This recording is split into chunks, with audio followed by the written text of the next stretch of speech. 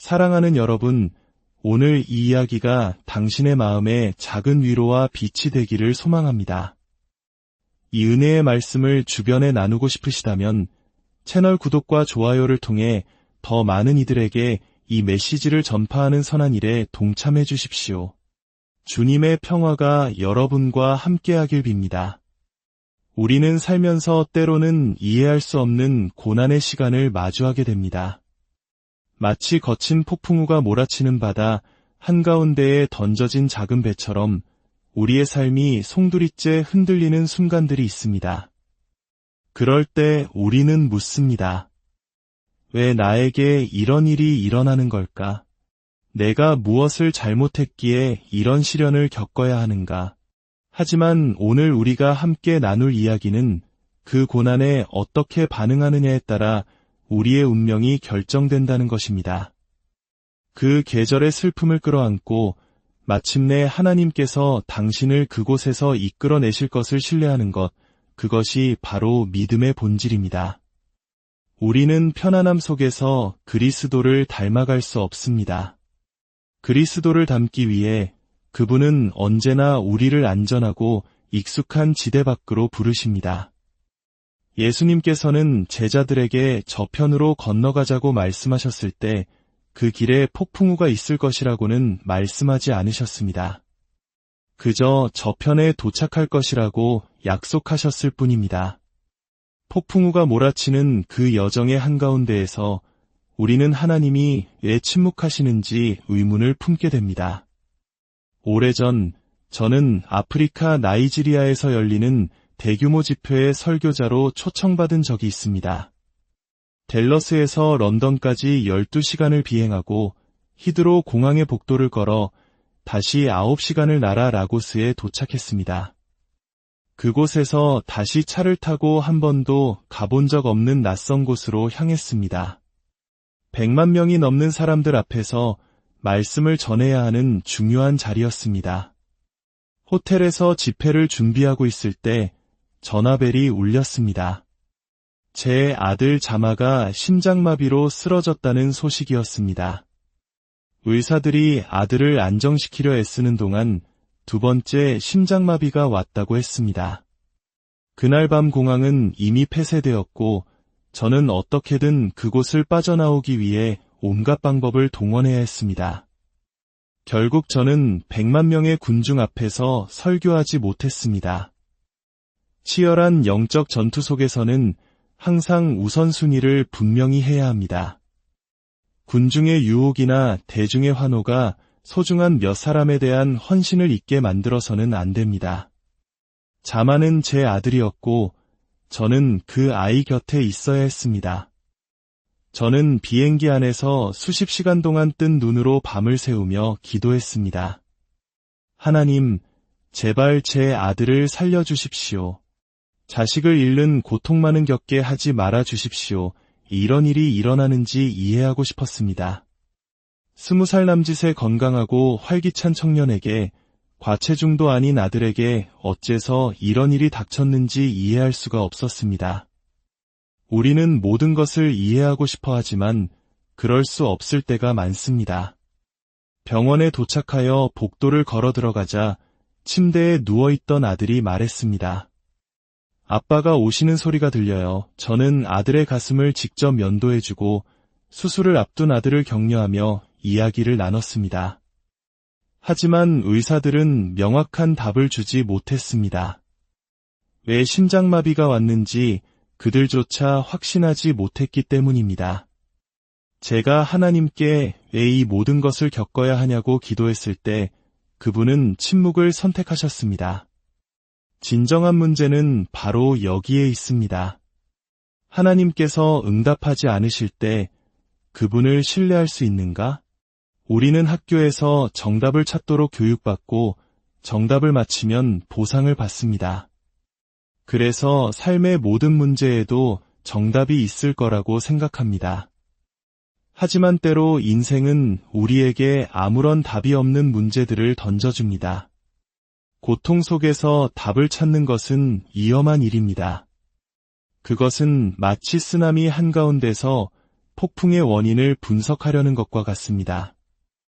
먼저 그 상황을 벗어나 반대편에 서서 뒤를 돌아보아야만 비로소 그 의미를 어렴풋이나마 이해할 수 있습니다. 잘못된 시간에 너무 많은 질문을 던지면 건강한 답을 얻지 못하거나 아무런 답도 얻지 못하고 그 좌절감은 우리를 더욱 혼란스럽게 할 뿐입니다. 이런 일이 일어났는지는 중요하지 않습니다. 중요한 것은 무엇을 겪고 있느냐입니다. 무엇을 겪고 있다면 왜에 대해 걱정할 여유가 없습니다. 무엇을 겪고 그것에서 살아남는 것이 왜를 이해하는 것보다 우선되어야 합니다. 제가 어릴 적 웨스트 버지니아의 작은 침례교회에서는 이런 찬송을 부르곤 했습니다. 시간의 거친 바다 위에서 우리는 흔들리네. 때로는 폭풍우가 맑은 햇살을 가리네. 하지만 안개가 걷히고 완벽한 그날이 오면 우리는 이 모든 것을 더 잘 이해하게 되리 때로는 어둠 속을 걸어야 한다는 사실을 받아들여야 합니다. 보이는 것으로가 아니라 믿음으로 걸어야 합니다. 하나님께 우리의 지성을 만족시켜 달라고 요구하는 것은 그분의 생각을 우리의 수준으로 끌어내리는 것과 같습니다. 그분의 생각은 우리의 생각보다 높고 그분의 길은 우리의 길보다 높기 때문입니다. 때로 하나님은 우리의 지성이 아니라 우리의 순종에 관심을 가지십니다. 순종은 우리가 이해하지 못할 때 가장 잘 증명됩니다. 제가 아이에게 방 청소해라라고 말했을 때 아이는 왜요? 라고 물을 자격이 없습니다. 제가 손님이 오고 집이 어지럽다는 사실을 설명할 필요는 없습니다. 그저 방을 청소하라고 말했을 뿐입니다. 순종이 제사보다 낫고 이해하는 것보다 순종이 더 낫습니다. 하나님은 우리가 한 가지 사실을 신뢰하기를 원하십니다. 바로 가지치기는 벌이 아니라는 것입니다. 당신에게 힘든 하루가 있었다고 해서 저주받은 것이 아닙니다. 고통을 겪고 있다고 해서 하나님이 당신을 벌하시는 것이 아닙니다. 가지치기와 벌은 느낌은 비슷할지 몰라도 그 의도는 전혀 다릅니다. 가지치기는 가치 있는 것을 가졌다는 증거이며 하나님께서 당신이 소중하다는 것을 알려주시는 방법입니다. 만약 당신이 죽어가는 덤불이었다면 아무도 가지치기를 하지 않을 것입니다. 하나님께서 당신의 가지를 치시는 이유는 당신이 열매를 맺고 있기 때문입니다. 그 가지치기는 벌처럼 느껴질 수 있고 조심하지 않으면 당신은 벌을 받고 있다고 느끼게 될 것입니다. 그리고 그 생각이 깊어지면 스스로 저주받았다고 믿게 될 것입니다. 하지만 기억하십시오. 하나님은 우리를 죽이기 위해 자르시는 것이 아니라 우리를 치유하기 위해 자르시는 것입니다. 저는 허리 수술로 4인치의 절개를 하고 다시 걷는 법을 배워야 했을 때 하나님을 신뢰해야 했습니다. 걸을 수 없는 상태로 주일 설교를 할 때도 하나님을 신뢰해야 했습니다. 워싱턴 DC에서 설교를 할 때는 너무 고통스러워 교회 뒤편 바닥에 누워 있어야 했습니다. 그리고 제 이름이 불렸을 때 저는 일어나 설교했습니다. 성령의 기름 부으심과 에너지가 넘칠 때는 마치 고통이 없는 것 같았습니다. 하지만 설교를 마치고 자리에 앉은 것이 실수였습니다. 다시 일어설 수가 없었습니다. 모든 사람들 앞에서 능력과 기름 부으심과 영광을 설교했던 사람이 자신의 의자에서 일어나지 못해 다른 사람의 도움을 받아야 했습니다. 이처럼 강함과 약함, 승리와 마비 사이의 모순이 바로 우리 인간의 경험입니다. 우리는 하나님의 시선으로 이 모든 것을 바라보아야 합니다. 우리는 모퉁이까지만 볼 수 있지만 하나님은 모퉁이 너머를 보실 수 있습니다. 온 세상이 무너지는 것 같을 때 눈물을 흘리면서도 그분을 신뢰한다면 두려움과 믿음을 동시에 가질 수 있습니다. 아들을 위해 두려워했지만 동시에 아들을 위한 믿음을 가졌던 것처럼 말입니다. 예수님께서 말씀하셨습니다. 너희 중에 누가 아들이 떡을 달라 하는데 돌을 주며 생선을 달라 하는데 뱀을 줄 자가 있겠느냐? 너희가 악한 자라도 좋은 것으로 자식에게 줄 알거든 하물며 하늘에 계신 너희 아버지께서 구하는 자에게 좋은 것으로 주시지 않겠느냐? 하나님은 당신에게 무엇이 필요한지 아십니다. 비록 당신이 그것을 좋아하지 않을지라도 말입니다. 그것이 바로 우리를 빚어가시는 시련입니다. 제가 형과 함께 사업을 시작했을 때의 일입니다. 아버지가 가업을 하셨기에 우리도 가족 사업을 하는 것이 꿈이었습니다. 우리는 창문과 외벽 공사 회사를 열었습니다. 저는 그 분야에 대해 아무것도 몰랐지만 사업에 대해서는 조금 알았고 일은 순조롭게 진행되는 듯했습니다. 하지만 사업이 그렇듯 자본이 바닥나고 어려운 시기가 찾아왔습니다. 직원 월급, 건물 임대료, 자재비 등 지출은 계속되었습니다. 어릴 적 제 머리를 엉망으로 잘라놓고도 저를 설득할 수 있었던 형은 이번에도 저를 설득해 제 차를 담보로 대출을 받게 했습니다. 결과는 엉망이었던 머리카락을 거울로 확인했을 때와 같았습니다. 사업은 실패했고 저는 차를 잃었습니다. 저는 거실에 앉아 제 차가 견인되어 가는 모습을 창문 너머로 멍하니 바라보아야 했습니다. 그때 저는 스스로에게 물었습니다. 왜 나입니까? 주님을 섬기고 설교하고 일하고 사랑하며 이 가족을 돌보려 애쓰는데 왜 하필 나입니까? 그때 제 마음에 돌아온 대답은 이것이었습니다. 왜 너는 안 된다고 생각하느냐? 그렇습니다. 왜 당신은 외외라고 생각합니까? 예수님께서 십자가를 지셨고 사도 바울이 감옥에 갇혔으며 요셉이 구덩이에 던져졌다면 왜 당신은 고난에서 면제되어야 합니까? 질문은 결코 왜 나인가가 아니라 왜 나는 안 되는가여야 합니다. 좌절은 제 길을 위한 발판입니다. 절망의 계곡에 주저앉아 연민에 빠져서는 안 됩니다. 하나님께서 자신의 독생자 아들조차 아끼지 않으셨는데 왜 당신을 아끼시겠습니까? 2008년 경제위기가 닥쳤을 때 저는 40명의 직원을 해고해야 했습니다. 그때도 물었습니다. 왜 저입니까, 주님? 주님은 말씀하셨습니다. 왜 너는 안 되느냐? 다른 사람들도 똑같은 일을 겪고 있다. 주님은 저에게 리더로서 어려운 결정을 내리는 법을 가르치고 계셨습니다. 쉬운 선택은 누구나 할 수 있습니다. 하지만 사람들이 싫어하고 불평하더라도 반드시 해야만 하는 어려운 선택을 할 수 있는 꿋꿋함과 용기를 갖추는 것, 그것이 진정한 리더십입니다. 많이 받은 자에게는 많은 것이 요구됩니다. 많이 받기만 하고 많은 요구는 피할 수는 없습니다. 고난은 우리 모두에게 찾아옵니다. 하지만 제가 기쁜 것은 고난이 영원히 지속되지는 않는다는 것입니다. 인생의 기술은 고난에서 벗어난 후에도 트라우마에 시달리지 않는 것입니다. 고난에는 유효기간이 있지만 트라우마는 30년 이상 지속될 수 있습니다. 우리가 이 이야기를 나누는 이유는 단순히 당신을 고난에서 건져내기 위함이 아니라 당신의 미래를 위협하는 과거의 잔재, 그 트라우마에서 당신을 해방시키기 위함입니다. 사도행전에서 바울이 탄 배는 거친 풍랑을 만납니다. 바람은 거세고 천둥이 울리며 번개가 치고 배는 본 적 없이 심하게 흔들립니다. 두려움에 빠진 사람들은 배에서 뛰어내리려 합니다. 너무나 고통스러웠기 때문입니다. 하지만 바울은 말합니다.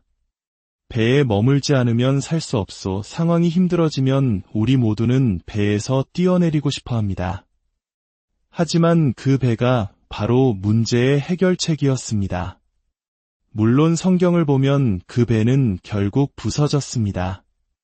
하지만 사람들은 죽지 않았습니다. 어떤 이들은 널빤지를, 어떤 이들은 부서진 조각들을 붙잡고 무사히 해안에 도착했습니다. 만약 그들이 배에서 뛰어내렸다면 붙잡을 널빤지조차 없었을 것입니다. 우리는 매일 선택해야 합니다. 그 과정에 머물며 가지치기를 감당할 것인가, 아니면 안락함을 위해 배에서 뛰어내려 더 큰 위험에 빠질 것인가. 예수님조차 이 선택을 하셨습니다. 예수님께서 내 살을 먹고 내 피를 마시지 아니하면 너희 속에 생명이 없느니라고 말씀하셨을 때 많은 제자들이 그 말씀을 감당하지 못하고 떠나갔습니다. 그들은 그 말씀의 깊은 의미를 이해하려 하지 않고 그저 과정을 피하고 싶어 했습니다. 그때 예수님께서 베드로에게 물으셨습니다. 너도 가려느냐? 베드로는 대답했습니다. 주여, 영생의 말씀이 주께 있사오니 우리가 누구에게로 가오리이까? 우리 중 어떤 이들에게는 포기란 선택지에 없습니다. 울고 신음하고 불평할 수는 있어도 배에서 뛰어내릴 수는 없습니다. 우리는 과정 안에 머물러야 합니다. 당신의 배가 이리저리 흔들리고 번개가 치고 하늘이 캄캄해지고 바람이 거세게 불 때 당신은 어떤 선택을 하시겠습니까? 배에 머물겠습니까? 아니면 더 나아 보이는 무언가를 향해 뛰어내려 결국 죽음을 맞이하겠습니까?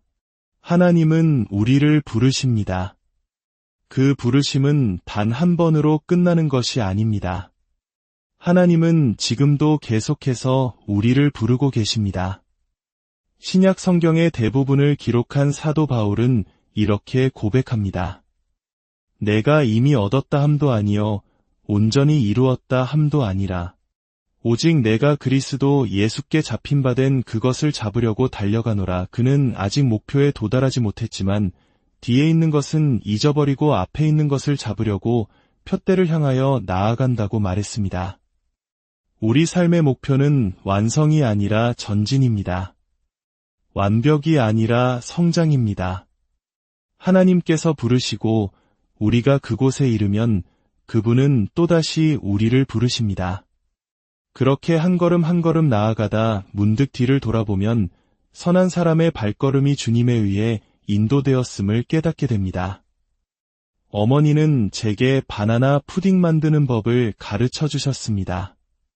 어머니가 편찮으셔서 임종을 앞두고 계실 때 제가 직접 바나나 푸딩을 만들어 병상으로 가져갔습니다.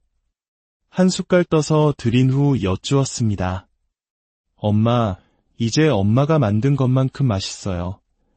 어머니는 저를 보시며 나지막이 말씀하셨습니다. 거에 어머니는 결코 제가 당신의 경지에 이르렀다고 인정하지 않으셨지만 저는 거의 그곳에 도달했습니다. 그것이 바로 하나님께서 우리에게 말씀하시는 것입니다. 거에 다 왔다. 계속 걸어라. 계속 성장해라. 너는 거의 다 왔다. 스스로 이미 다 이루었다고 생각하지 마십시오. 죽기 전에 죽지 마십시오. 과거의 일이 끝났다고 해서, 자녀 양육이 끝났다고 해서 당신의 인생이 끝난 것은 아닙니다. 그것은 단지 당신이 다음 차원으로 이동했다는 의미일 뿐입니다. 그 변화를 허락한다면 당신의 온 세상이 바뀔 것입니다. 하나님께서 움직이실 때 모든 것이 변합니다. 저는 여러분에게 예언합니다. 거대한 변화가 오고 있습니다. 당신이 있던 곳이 아니라 당신이 가야 할 곳을 위해 준비하십시오. 하나님께서 당신 삶의 이 단계에서 행하실 이전에는 한 번도 없었던 일을 위해 준비하십시오. 하나님은 바로 이때를 위해 당신을 선택하셨습니다. 하나님은 혼돈으로 가득 찬 세상 속에서 자신을 드러내셨습니다. 태초에 땅이 혼돈하고 공허하며 흑암이 깊음 위에 있을 때 그분은 말씀하셨습니다. 빛이 있으라. 그러자 빛이 있었습니다. 그분은 어둠을 두려워하지 않으셨습니다. 어둠이란 빛의 부재일 뿐 실체가 아닙니다. 빛이 들어서는 순간 어둠은 사라집니다. 하나님은 무에서 유를 창조하셨습니다. 그분은 온전한 혼돈 속으로 걸어들어와 평온을 창조하실 수 있습니다. 왜냐하면 그분은 창조주이시기 때문입니다. 하나님께서 우리의 삶의 시련을 통해 하시는 가장 위대한 일 중 하나는 우리에게 경계를 주는 것입니다. 시련을 겪어보지 않은 사람은 경계가 없습니다. 하지만 몇 번의 시련을 겪고 나면 우리는 경계를 배웁니다. 하나님은 바다를 향해 여기까지 오고 더는 넘지 말라고 명하셨고 빛과 어둠을 나누어 경계를 정하셨습니다. 그 경계 안에서 비로소 생명이 자라날 수 있었습니다. 우리는 흙과 물 그 이상입니다. 우리 각자 안에는 하나님의 형상이 있습니다. 하나님은 우리에게 공기가 새에게, 흙이 풀에게, 물이 물고기에게 그러한 존재입니다. 물고기를 물 밖으로 꺼내면 죽습니다. 새를 공중에서 빼앗으면 죽습니다. 풀을 흙에서 뽑으면 시듭니다. 그리고 우리를 하나님에게서 떼어놓으면 우리는 쓰러집니다. 우리를 빚어 와인으로 만드는 과정은 시간이 걸립니다. 우리는 모든 것이 즉각적으로 이루어지는 빨리빨리 문화에 익숙합니다. 마치 전자레인지에 음식을 데우듯 성공도 즉각적이길 바랍니다. 하지만 하나님께서 우리를 빚으시는 과정은 할머니의 가마솥에서 오랜 시간 정성으로 끓여내는 사골국과 같습니다. 깊은 맛을 내기 위해서는 시간이 필요합니다. 최고의 와인은 최고의 토양에서 자란 포도로부터 시작됩니다.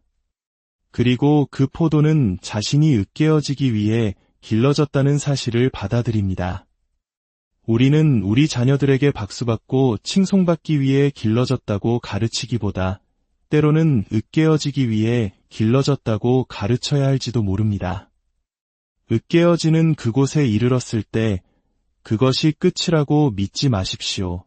포도가 으깨어지는 것은 포도의 끝이 아니라 다음 시대로의 전환입니다. 바로 과정입니다.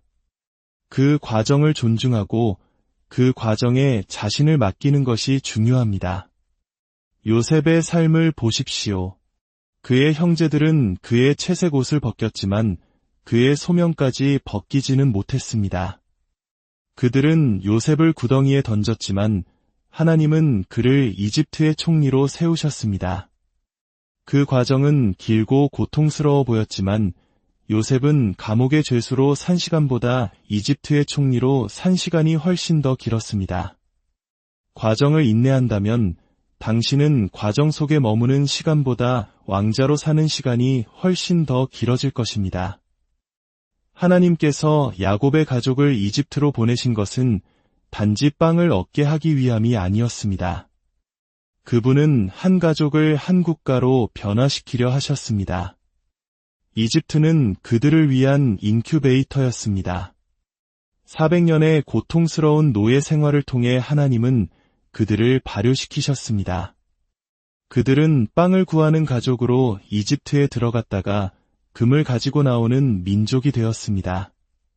시간이 다 찼을 때 하나님은 모세를 통해 말씀하셨습니다. 내 백성을 보내라. 하나님께서 당신을 이끌어내실 준비가 되셨을 때 세상의 그 어떤 권력도 당신을 막을 수 없습니다. 하나님은 홍해를 가르시고 그들을 마른 땅으로 건너게 하셨습니다. 그리고 그들을 쫓던 바로의 군대는 그 바다에 수장되었습니다. 하나님께서 홍해를 닫으신 이유는 그들이 다시는 이집트로 돌아가지 못하게 하기 위함이었습니다. 일단 그곳에서 나왔다면 결코 뒤돌아보지 마십시오. 제 인생의 가장 빛나는 순간, 제 꿈의 교회가 하늘을 향해 솟아오르고 있을 때 제 삶의 가장 큰 기둥이었던 어머니는 알츠하이머 병으로 서서히 쓰러져가고 계셨습니다. 사람들은 교회의 성공이라는 와인을 보았지만 저는 어머니를 잃어가는 으깨어짐을 보았습니다.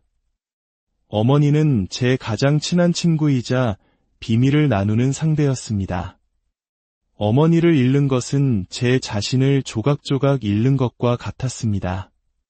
저는 병상에 계신 어머니 곁에서 책을 써야 했고 주일 설교를 해야 했으며 교회의 모든 업무를 처리해야 했습니다. 삶은 당신이 아프다고 해서 멈춰주지 않습니다. 사랑하는 사람을 잃었다고 해서 세상이 멈추지 않습니다. 청구서는 계속 날아오고 문제는 계속 발생합니다. 저는 설교하는 고아, 책을 쓰는 고아가 되었습니다. 그럼에도 불구하고 그분이 나를 치실지라도 나는 그분을 신뢰할 것입니다. 예수님은 나는 참포도나무여 너희는 가지라고 말씀하셨습니다. 내 안에서 열매를 맺는 가지마다 아버지는 더 많은 열매를 맺게 하시려고 그것을 깨끗하게 하시느니라. 열매를 잘 맺고 있는 가지를 그냥 두면 될 것 같은데 하나님은 바로 그 가지를 자르신다고 말씀하십니다. 왜냐하면 우리가 아무리 많은 열매를 맺고 있더라도 그분은 우리 안에 있는 더 큰 잠재력을 아시기 때문입니다. 그분은 우리를 더 풍성하게 만들기 위해 어디를, 언제, 어떻게 잘라야 하는지 정확히 아시는 농부입니다. 그분의 손에 들린 칼을 오해하지 마십시오. 그분의 방법을 이해할 수 없을 때 그분의 성품을 신뢰해야 합니다. 우리는 심겨지고 있지만 마치 묻히고 있다고 느낄 때가 있습니다. 씨앗을 심는 동작과 시신을 묻는 동작 사이에는 차이가 없습니다. 씨앗을 심으면 묻히는 것처럼 느껴지지만 그것은 다시 일어나기 위해 심겨진 것입니다. 사랑하는 여러분, 지금 당신이 겪고 있는 그 고통이 당신을 묻어버리는 무덤이 아니라 더 위대한 부활을 위해 당신을 심고 있는 땅임을 믿으십시오. 고통의 과정을 인내하고 우리 아버지이신 하나님을 신뢰하십시오. 그러면 당신의 나중 영광이 이전 영광보다 더 클 것이며 당신은 마침내 더 가치 있고 귀한 존재가 될 것입니다. 왕들과 기인들 앞에 놓이는 값비싼 와인처럼 말입니다. 오직 당신이 그 으깨어짐을 견뎌냈기 때문입니다. 주님의 이름으로